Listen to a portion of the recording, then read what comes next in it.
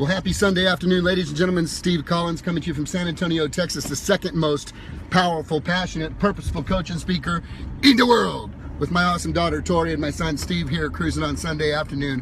Why didn't the devil kill Job's wife? For those of you that haven't had the opportunity to read the story in the Bible, there was a guy named Job. You know, anytime anybody goes through some really difficult and tough stuff, they always refer to Job. Job, righteous Job, patient Job, the Job that went through so much, and he did indeed. So I'm just going to summarize a portion of the story. Job was an extremely righteous guy, one of the most righteous dudes on earth at the time. And it says that the devil was going to and fro, and God said, what are you doing, man? And he goes, you know, just cruising around the earth, man, looking for somebody to screw up, pretty much. And I can't explain why, but God said, have you considered my servant Job? He's righteous. All he does, all he says, everything, the guy's spot on. He's amazing.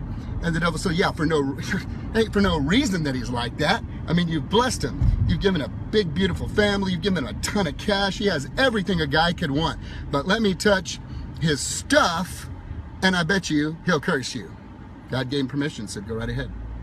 Just don't touch it.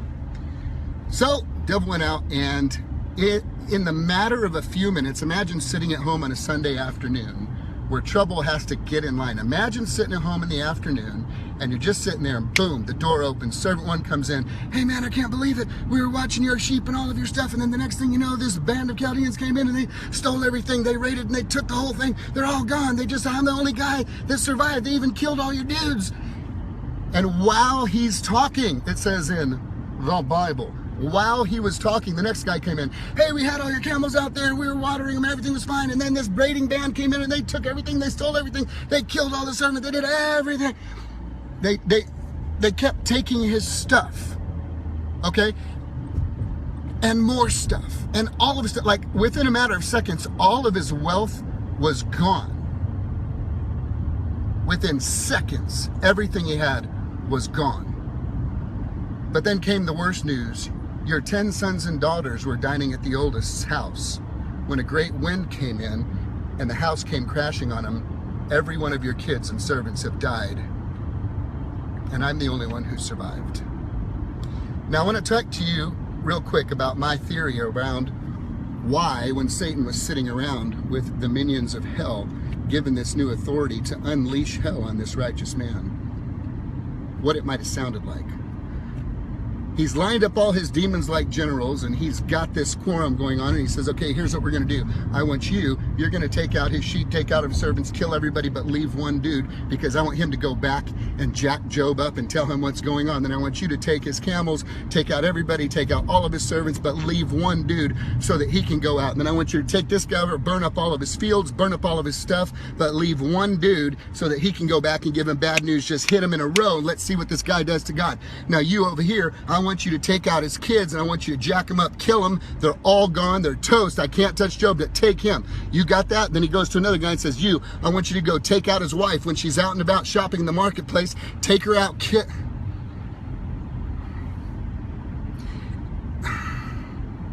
You know what? On the other hand, don't kill his wife. Don't kill. Because you know what will destroy this man of God and crush his heart more than anything else? When his wife, his covenant partner, tells him he's a fool for following God. It'll hurt Job more to have his living love crush him and crush his spirit than it would for him to lose her, because of his covenant and his love for her. And this is exactly what happened, my friends. There came a place in the story after hell was unleashed on Job, after boils covered his body and his physical body was taken to shreds and lost everything, that his precious wife came up to him and said, why don't you curse God and die? What hurts more than anything else? When the ones you love the most turn. What is your responsibility? Pray, bless, cover, be faithful, You've got to be faithful. You've got to be faithful in your heart first to the good Lord, faithful in your heart to your family and your spouse if you're married, faithful in your work, faithful in all that you do. It's just you and God, buddy. There ain't no junior God, there ain't no grandchildren to God. It's just you and God, buddy. I mean, and a relationship is fantastic, and it's a beautiful thing, and it's a wonderful thing. But really, at the end of the day, it's you and the good Lord, man. And that's just it. You got to get it right with Him before you get it right with anybody else. So let me charge and encourage you to do something today. Do you appreciate your spouse? Do you love them? Are you willing to look at them through the lenses of the good Lord and see the positive and be willing to let go of the negative? Are you willing to speak life instead of death? Are you willing to bless instead of curse? It's a good thing to consider doing. Why did He leave her alive? Because nothing hurts more than a partner who speaks ill towards you. Therefore, my encouragement to you, speak life to those around you. Just as terrible as it can be with somebody hurting you like that, the greatest joy and pleasure can come from the ones you love blessing you. You guys have a good Sunday. Hope you like that sermon. Ain't even going to pass the bucket for the money. Y'all keep it for yourself. Have a great day, guys.